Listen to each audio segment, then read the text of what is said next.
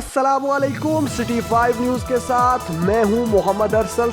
सबसे पहले headlines.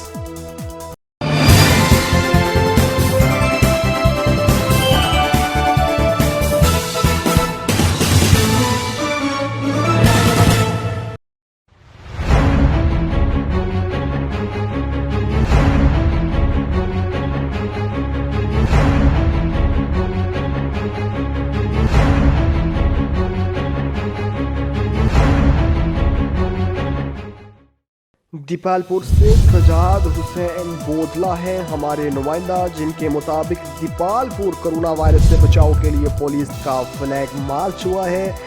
Flag march assistant commissioner Dipalpur Khalid Abbas Sial और डीएसपी दीपालपुर आबद हुसैन जफर की क़यादत में हुआ। फ्लैग मार्च में assistant commissioner Dipalpur, SDPOs, traffic अफसरान और मुकामी थानों के एसएचओज शामिल थे। फ्लैग मार्च का मकसद तहसील और ज़िला भर में अमन का क़याम और कोरोना वायरस से बचाव था। फ्लैग मार्च तहसील भर के एसएचओज ने भी शिरकत की। शहरी दफ़ा 144 की मुकम्मल पासदारी करें, असिस्टेंट कमिश्नर दीपालपुर खालिद अब्बास सियाल का कहना था।